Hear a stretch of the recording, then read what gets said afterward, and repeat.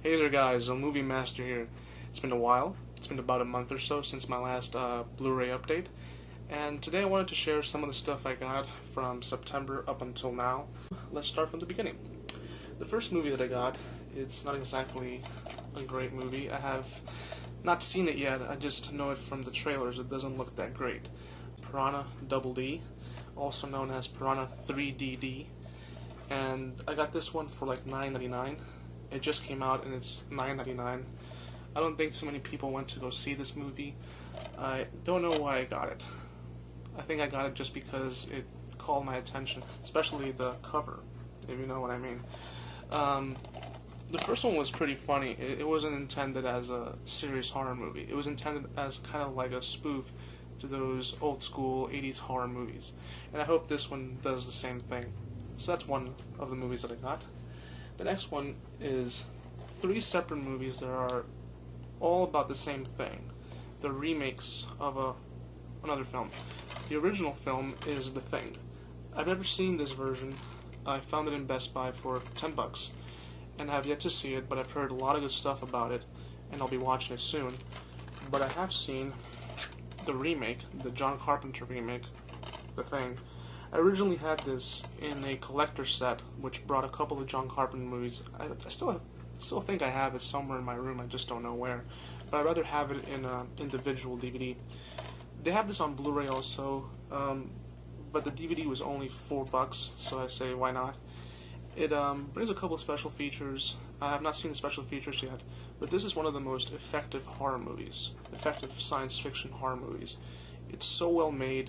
The visual effects from time still hold up today. Unlike modern CGI, that it's not as effective. This one uses no visual effects, of course. It only uses puppeteering work, a lot of makeup effects, and if you haven't seen it, you should watch it. The movie was followed by a prequel, which I missed in theaters. I ended up renting it, and I eventually found it for a decent price on DVD. I was going to get the Blu-ray, but, you know, the Blu-rays sometimes are just so expensive. I'm really selective on which movies I get on Blu-ray. I have to really, really like it in order to get it on Blu-ray. So this version is a prequel, and usually prequels and sequels, they never really work well. But in the case of this movie, it works so well, because they actually tied in everything. Everything that you saw in the original film, if you've seen the original film, it's answered here. Even small details, it's all there. The only bad thing about this movie, I would say it's the visual effects. Whereas in the original you had puppeteering work, this one relies only on CGI. Had they used a little bit more of the traditional makeup effects, it would have been a little bit better. That's just me. But still a great prequel. A lot of people gave it a bad rap. I don't think it's a bad movie. It's actually pretty decent. If you haven't seen it, I definitely recommend it. The next movie was recommended to be my friend. She let me borrow her copy first, and then I went on and bought it. I'm not a big fan of chick flicks, but this movie was really, really good. And that's The Lover. If you've never seen it, it's a great movie. It's actually based on a true story. It's based on a diary of this, I think she's Vietnamese or Chinese, I forget. But it's a story about her as a young girl. But she meets this older guy in his 30s, and she was 15 at the time, and they fall in love. And it sounds wrong, but the story is so well told, especially the transitioning and the chemistry between the two actors, and it feels very genuine. So this movie's out of print. It's an OOP, but you can find it for around $14 to $21 online. It depends. Next one, it's the collection that I've been waiting for a while, and that's the Indiana Jones Complete Collection. It brings all 4 films, even though, to me, the 4th film never happened. I don't think the 4th film is a horrible movie, but it doesn't compare to the original trilogy. It feels as if Steven Spielberg was directing the movie, and George Lucas came from behind and said, hey, go home. I'll take care of the movie. Don't worry, I won't add any CGI. So that's my analogy of what happened in Crystal Skull. But anyway, the set, it opens like this. And it's a nice booklet, as you can see. Really, really neat. I only saw Raiders of the Lost Ark completely on Blu-ray. And comparing this to the DVD, it's a difference from night to day. I saw Raiders of the Lost Ark completely, and it looks spectacular. I've noticed detail that I hadn't seen before when I had them on DVD or VHS. So the Crystal Skull movie looks fine. You know, it's a pretty recent movie, and it's been shot in digital, so it still looks good. I had it already on Blu-ray before, so having it here, it's the same transfer. It's even the same menu. Only thing they did was change the disc. That's it. The three films look great. I saw pieces of Temple of Doom, just skipping through to see how it looks, and the same thing with The Last Crusade, and it looked great. It looked great. This one, safe. I have yet to see it. I haven't even opened it. I saw the trailer for this movie, and it looks like Transporter Part 20. It looks the same. But there's something about his movies that are just his accent, the whole martial arts he does. It's just entertaining. So, and speaking of Jason Statham, I found this one for $2.99 in FYE in a bargain bin, and that's $13. I haven't heard too much about this movie. I think it came out on theaters on a limited release. I haven't seen it with this cover though. I had seen it with another cover where it had it's just a different artwork. I actually prefer this artwork more. It looks kind of like a James Bond thing. Speaking of which, if they put a toupee on Jason Statham, I think they do a pretty good Bond. But I guess it would feel like a Transporter movie. Next one, it's Jean-Claude Van Damme movie. I'm a fan of Van Damme too, and that's 6 Bullets. And I have not seen this yet, but I've noticed something really peculiar. This movie runs at 2 hours. Most of his direct-to-video movies only run like 90 minutes, 80 minutes, but this one runs 2 hours. I'll watch it soon. It's of course a straight-to-video movie. All his movies now go straight to video, and it's a shame because he's a pretty decent actor.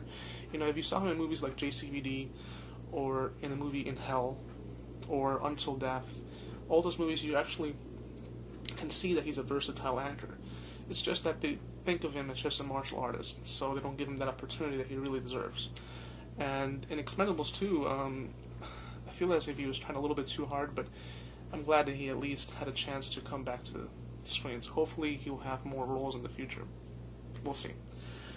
This one, I already had it on DVD, but I had to get it on Blu-ray because it's one of my favorite films, and that movie is The Curious Case of Benjamin Button. I had it on DVD, and I still do, somewhere in my room, but I wanted to get it on Blu-ray just to see the real difference, because the DVD never looked too great. It looked a bit murky, and had a lot of pixelation. Even with my Blu-ray player, it failed to upscale it to a good, a decent viewable picture. So this one, popped it in. I didn't watch the whole thing, I just watched scenes of it, and it looks really, really good. If you haven't seen it yet, I recommend it. Next one, this one I think is probably the best horror movie that came out this year, or in the past 5 to 10 years, and that's Cabin in the Woods. It comes in a nice lenticular 3D slipcover. I'm a sucker for these slipcovers. I have a friend who just throws them away, but she's not a collector. Me being a collector, I never throw these slipcovers, but anyway, everyone has their own thing, I guess. This movie, if you haven't seen it yet, it's great. It's a great horror movie. It's both funny and dramatic, intense moments. It has a combination of so many good things. But the great thing about this movie, what made it work, it's the script written by Joss Whedon. And Joss Whedon, like, he's always been good in combining horror with comedy, with drama and suspense. And I don't want to give too much away from this movie, but it's pretty much giving a throwback to those 80s horror movies where kids go to a cabin and they get killed randomly. But things turn out differently once the real horror begins. And I won't ruin it, so watch it. Next one, I've heard so much about this movie and I've never seen it. Everyone tells me it's a great movie, it's one of Johnny Depp's best movies, and it finally came out on Blu-ray, and that's Ed Wood. I've seen most of Ed Wood's movies, Plan 9, Glen or Glenda. There's a couple of others I just can't remember. I have a collector's set somewhere in my room. But this movie, I heard that it's a really accurate depiction of the life of Ed Wood, and that Johnny Depp did a good job in the role. I have to see it. I eventually will. It's on my to-do list. So, Next one, this movie was recommended to me by the same person who recommended The Lover, and I love horror movies, but I'm very picky with them. It's not so much on the horror aspect, like, the scaring aspect, because most horror movies never really scare you. You know, for some people they do, but for me, like, most horror movies never really scare me. They just, more than anything what I look for in a horror movie is originality and some form of suspense. Not spooky suspense, but more like, oh, what's going to happen? That kind of suspense.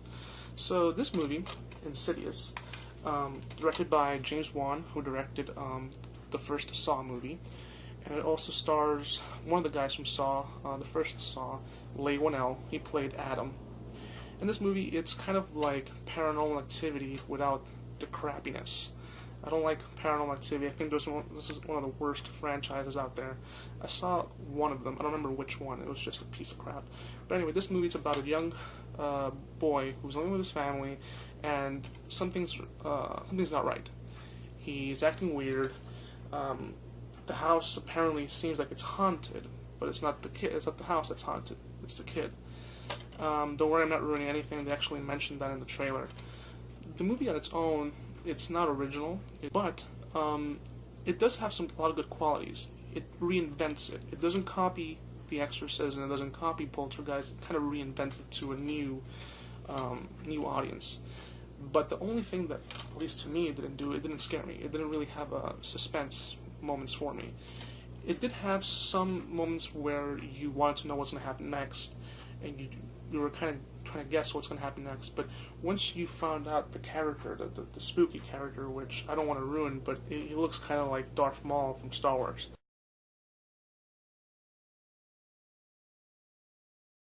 So I remember telling my friend who recommended me the movie, she loves this movie. It's one of her favorite movies, and I keep telling her it's not scary, and it scared her a lot. And I think the creators of Insidious are releasing another movie sometime this year called Sinister, and she's gonna watch it and stuff. But Insidious, I have to watch it again. I criticized the movie a lot. I have to watch it again and see how good it is, because it had a lot of good moments. It just wasn't really scary. So, next one up, it's another Johnny Depp movie, and that's The Rum Diary.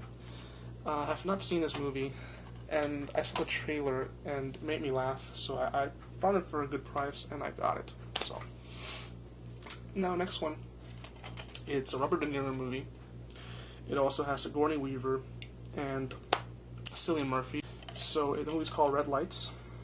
Got this for $11.99. It was on sale, and the movie talks about people who do fraudulent paranormal activity work. People who say they can read people's minds, or they can see dead people, and they're just, frauds. So the movie talks about that. I saw the first 30 minutes of the movie, and it looked really interesting. I haven't seen the whole thing, and I want to see it. It looks really, really interesting, and I heard a lot of good stuff online. So, next one up, it's a Samuel Jackson movie called The Samaritan. I have yet to see this, and it's supposed to be about a guy who is trying to change his ways. He got out of jail, but he still has debts that he hasn't yet paid. Not so much in money, but in terms of, trying to abandon his past. His past is back to haunt him.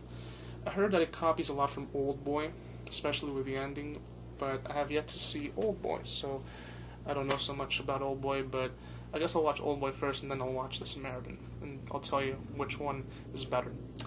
The last two, this one I got because of Charlize Theron. She looks great with makeup. Without makeup, not so much. And it's Snow White. I feel bad saying that I got this movie, but I have yet to see it. It's still not open. It has Chris Hemsworth, the guy from Thor, and it has the horrible actress Kristen Stewart. I don't care how much you tell me, that lady cannot act.